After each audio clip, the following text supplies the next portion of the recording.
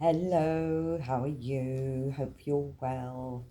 Okay, we're now on the Ten of Spades, and a lot more things coming to light. So let's see how we get on now. We're back to the Sticky Bum book at the start of this chapter. So it's in the words of Ludwig. As I wandered home from Baker Hans that night, the taste of rainbow fizz lingered in my body. A sudden taste of cherry would warm the outer rim of my ear, or a touch of lavender would brush across my elbow. But then a bitter rhubarb flavour might also sharply bite into one of my knees.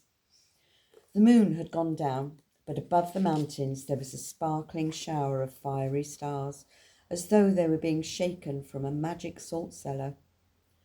I thought I was a little human being on earth, but now, with the rainbow fizz still inside me, it wasn't something I just thought. I felt through my entire body as though this planet was my home. Already I understood why rainbow fizz was a dangerous drink. It had awakened a thirst which could never be completely quenched. I already wanted more. When I reached Valdemar Strasse, I saw Father. He came staggering out of the schooner Valdemar. I went over to him and told him I'd been to visit the baker. He got so angry he boxed my ears. When everything else was so good, this blow hurt me even more, and I immediately began to cry. Then Father started to cry too. He asked me if I could ever forgive him, but I didn't reply. I just followed him home. The last thing Father said before he fell asleep was that Mother was an angel and brandy was the devil's curse. I think that was the last thing he said to me before the alcohol drowned him for good. Early the next morning, I stopped off at the bakery. Neither Baker Hans nor I said anything about the rainbow fizz. It didn't really belong down here in the village. It belonged to another world completely. But we both knew that we now shared a deep secret. If he had asked me again if I could keep the secret, I would have been deeply offended. But the old baker knew he needn't ask. Baker Hans went into the bakery behind the shop to make some pastry, so I sat on a stool and stared at the goldfish. I never got tired of looking at it. Not only did it have so many beautiful colours, it swam back and forth inside the bowl and made small fidgety dives up and down in the water, driven by a peculiar inner desire. It had small living scales all over its body. It had black dots for eyes which never shut, only its little mouth constantly opened and closed. Every little animal is an individual, I thought to myself. This goldfish, swimming around and around inside the glass bowl, lives only this once, and one day, when it comes to the end of its life, it will never return. When I was about to go out into the street again, as I usually did after visiting Baker Hans in the morning, the old man turned to me and said, "Are you coming this evening, Albert?" I nodded without saying anything. Sorry, I've got confused again. This is Hans Thomas reading a sticky bun book, which was written by Ludwig. But Ludwig is telling the story of Albert, who met Baker Hans. Okay. I think that's for my benefit as much as yours. Are you coming this evening, Albert? I nodded without saying anything. I still haven't told you about the island, and I don't know how many days I have left to live, he added. I turned and threw my arms round his neck.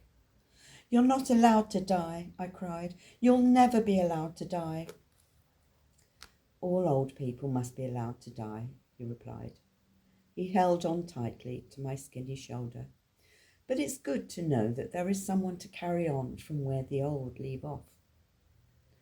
When I walked up to Baker Hand's cabin that night, he met me by the water pump. "Now it is back in its place," he said. I knew he meant the rainbow fizz. "Will I ever taste it again?" I had to ask. The old man snorted. "No, never." He was strict and authoritative now, but I knew he was right. I had understood that I would never taste the mysterious drink again. "The bottle will now remain in the attic," he continued, "and it shan't be taken down again before more than half a century has passed. A young man will knock on your door, and then it will be his turn to taste the golden brew. In this way, what is left in the bottle will flow through many generations, and someday, the remarkable stream will follow right into the land of tomorrow. Do you understand, son? Or am I talking too much like an adult?"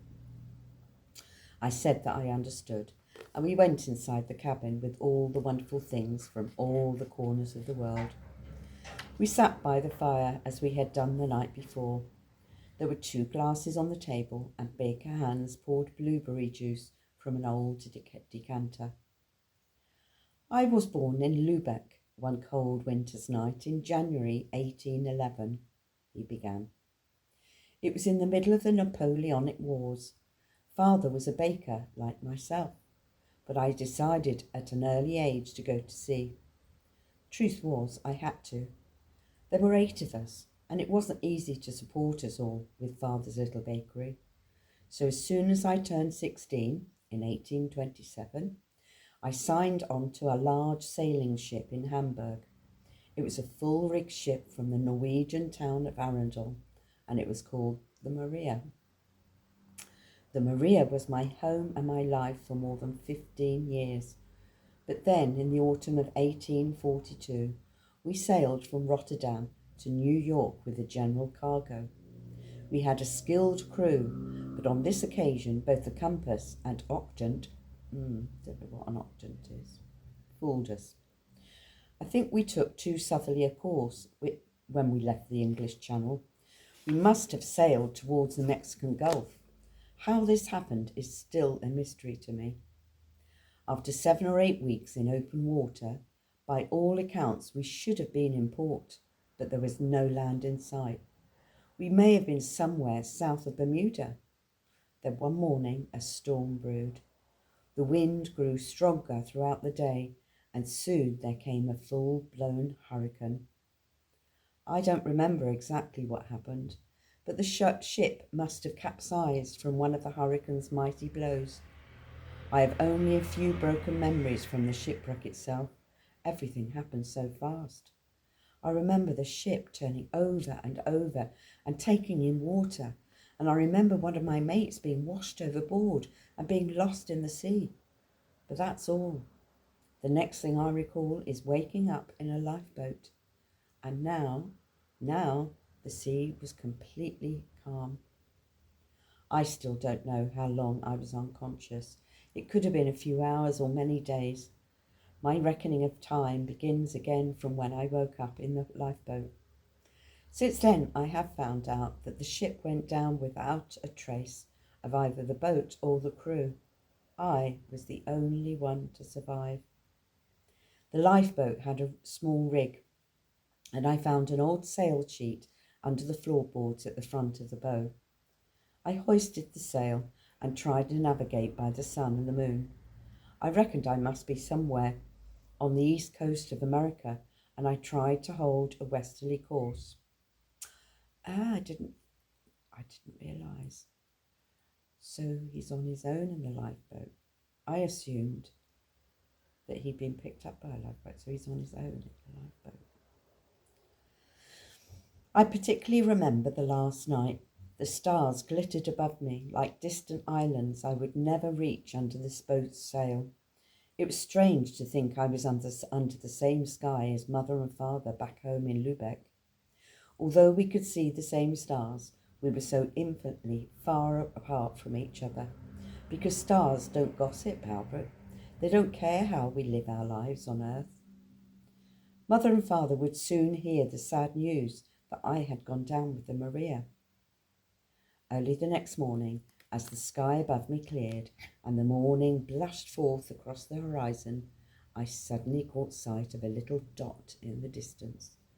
At first I thought the dot was a bit of dust in my eye, but although I rubbed my eye and cried, the dot stayed as immovable as before.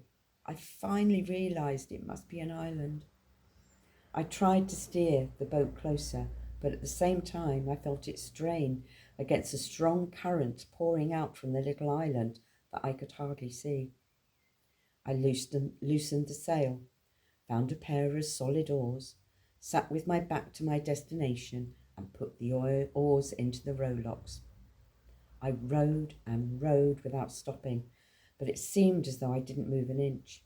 The endless ocean in front of me would be my grave if I didn't reach the island. Almost a day had passed since I drunk the last of the water ration. I struggled for hours, and the palms of my hands were soon bloody from the strokes of the oars, but the island was my last chance. After I had rowed furiously for several laborious hours, I turned around and looked in the direction of the small dot. It had now grown into an island with clear contours, and I could see a lagoon with palm trees. But I still hadn't reached my goal. I still had a tough job ahead of me. At last, I was rewarded for my pains. Well into the day, I rowed into the lagoon and felt the soft nudge of the boat hitting shore. I climbed out of the boat and pushed it up on the beach. After all the long days at sea, it was like a fairy tale to feel solid ground under my feet. I ate the last ration of biscuits before I pulled the boat up between the palm trees. The first thing I thought about was whether the island had water. Although I'd saved myself by landing on a tropical island, I wasn't that optimistic. The island seemed so terribly small that I thought it must be uninhabited. From where I stood, I could see how it curved over. I could very nearly see over the top of it. There weren't many trees, but from the crown of a palm tree, I suddenly heard a bird singing more beautifully than any bird I'd ever heard before. It probably sounded so exceptionally beautiful because it was the very first sign that, despite everything, there was life on the island. Having spent many years at sea, I was sure this was not a seabird. I left the boat and followed a narrow path to get closer to the bird in the tree.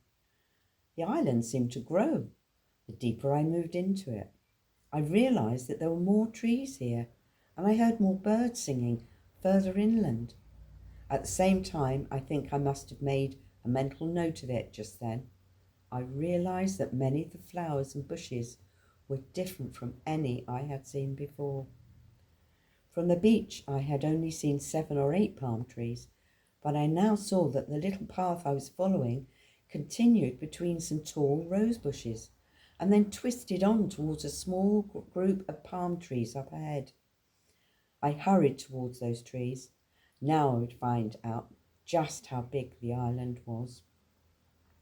As soon as the palm tree crowns were above my head, I could see that they formed the gateway to some dense woodland. I turned around. There lay the lagoon I'd sailed into. To my left and right, the Atlantic Ocean glittered like gold in the bright daylight.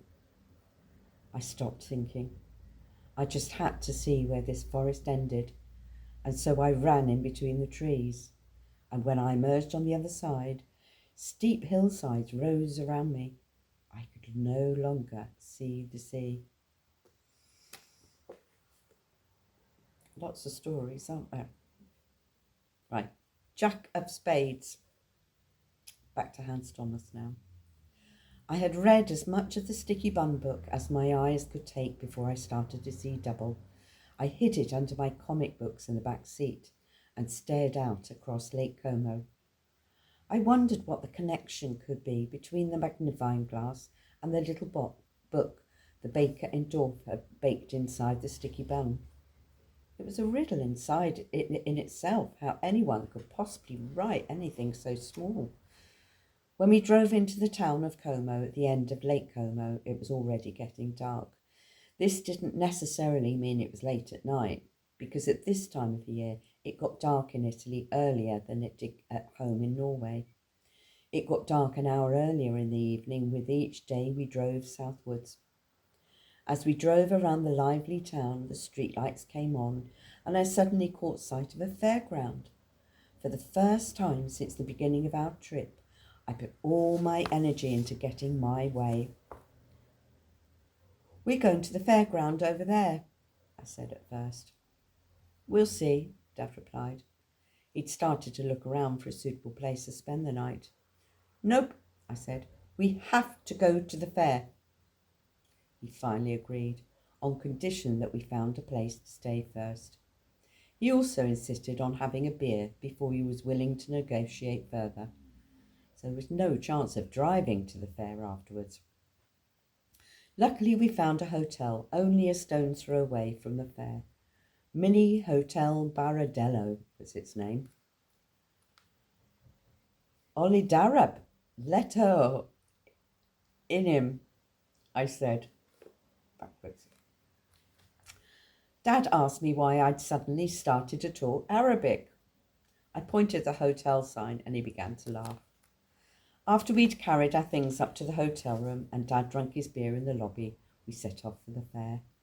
On the way, Dad ran into a little shop and bought himself 2 miniature bottles of something strong to drink. The fair was pretty good, but the only things I managed to get Dad to try were the House of Horrors and the Ferris wheel. I also went to a corny roller coaster with loops. From the top of the Ferris wheel, we could look out over the whole town and even far across Lake Como. Once, when we reached the top, the wheel stopped and we were left rocking back and forth as new passengers came on. As we swayed between heaven and earth, I suddenly saw a little man standing on the ground below, looking up at us. Another little man. I jumped up out of my chair, pointing at the little man, and said, "There he is again." "Who?"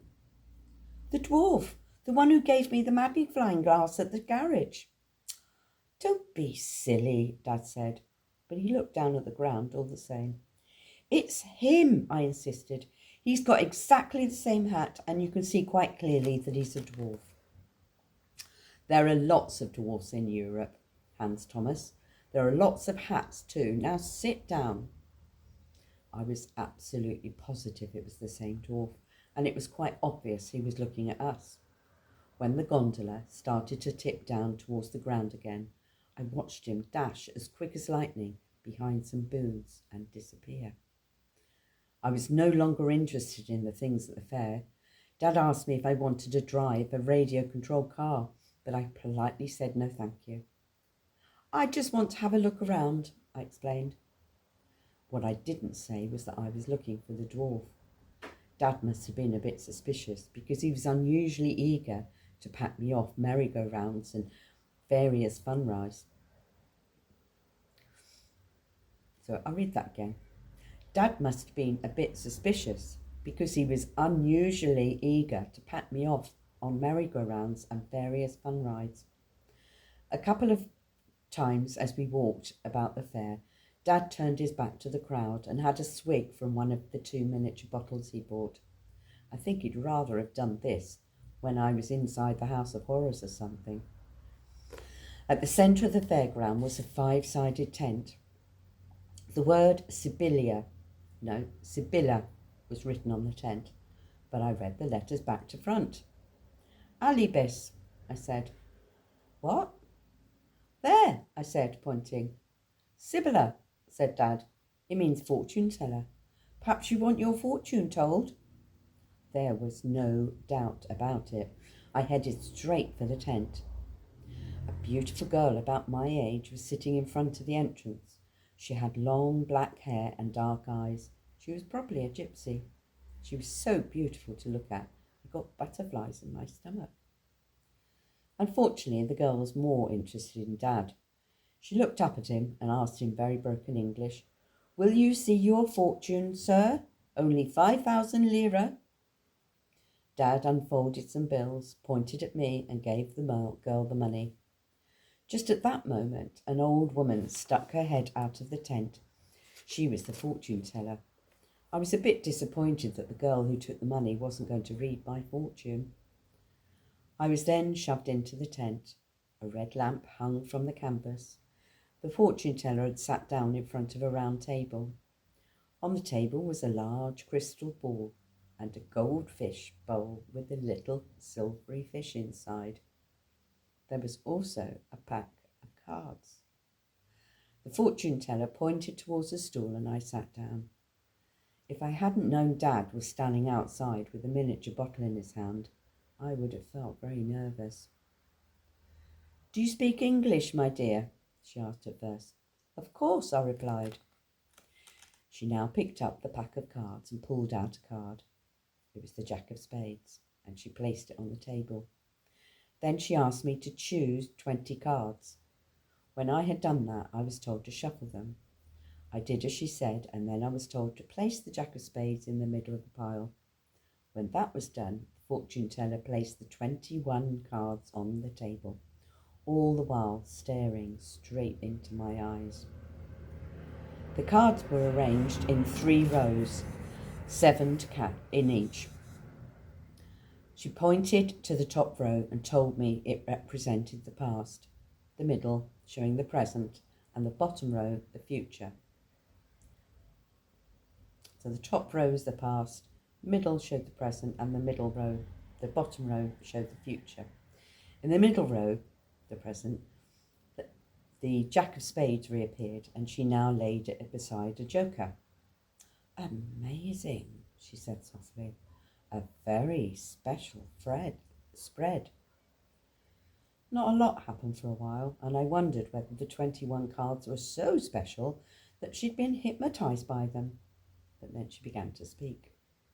She pointed to the Jack of Spades in the middle row and looked at the surrounding cards. "I see a growing boy," she said. "He is far away from home." So far I wasn't that impressed. You didn't have to be a gypsy to know that I wasn't from Como. But then she said, "Are you not happy, my dear?" I didn't answer, and the woman looked down at the cards again. She now pointed to the row which told of the past. The King of Spades lay among a number of other spades. "Many sorrows and obstacles in the past," she said. She picked up the King of Spades and said it was Dad. He had had a bitter childhood, she continued. Then she said all sorts of things, of which I understood only about half. She frequently used the word grandfather. "But where is your mother, dear son?" I'd said she was in Athens, but regretted it at once because I'd helped her. She could very well be bluffing.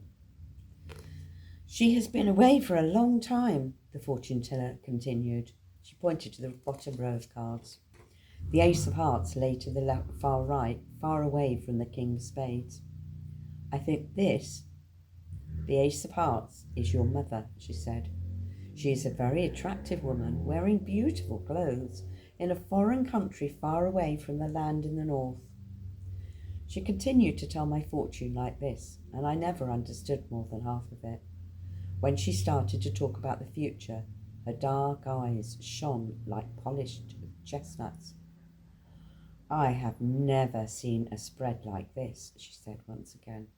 She pointed to the joker, which lay beside the Jack of Spades, and said, "Many great surprises, many hidden things, my boy." Then she got up and nervously tossed her head. The last thing she said was, "And it is so close." And with that, the session was over. The fortune teller followed me out of the tent, hurried straight over to Dad, and whispered some words of truth in his ear. I ambled along behind her, and then she put her hand on my head and said, "This is a very special boy, sir. Many secrets. God knows what he will bring." I think Dad was about to laugh. Maybe it was to stop himself from bursting out laughing that he gave the woman yet another note. Even when we'd moved well away from the tent, the fortune teller was still standing there watching us. "She read cards," I said. "Really? You asked for the joker, didn't you?" Oh, you're absolutely crazy, I replied moodily. His question was like swearing in church. Who are the gypsies around here? Us or them? Dad laughed harshly. I could tell by his tone that both his bottles were empty. When we got back to the hotel room, I got him to tell me a couple of old tales from the seven seas. He'd sailed for many years on oil tankers between the West Indies and Europe, and he got to know the Gulf of Mexico and towns like Rotterdam and Hamburg and Lubeck like the back of his hand. But the ships also made other voyages, taking Dad to ports on all corners of the world. We'd already visited Hamburg. We trudged round the dock area there for half a day. Tomorrow we'd be in another town with a port Dad had visited as a young boy, Venice. I love Venice.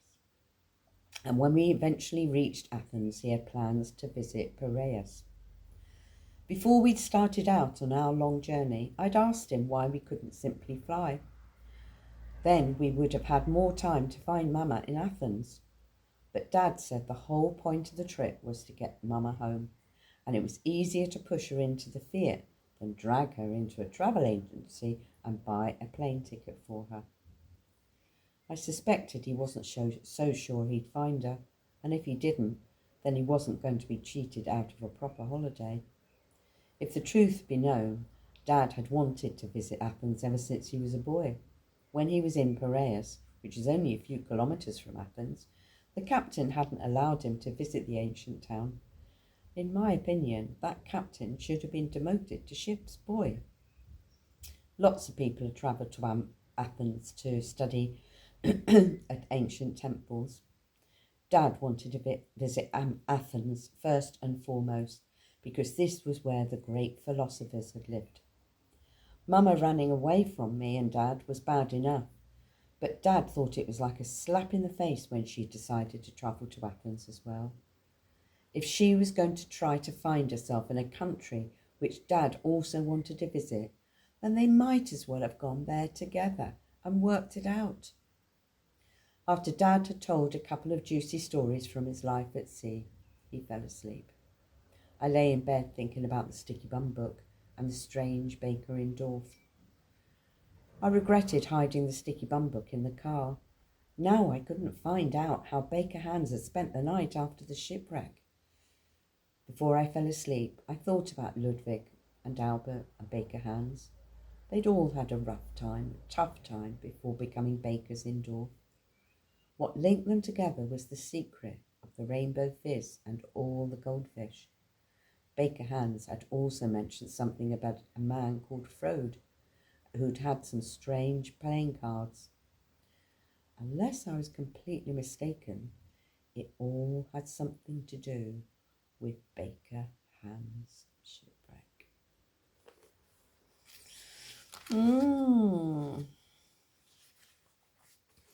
Right, the next is the Queen of Spades. Hope you're enjoying it. Love you loads. Mwah.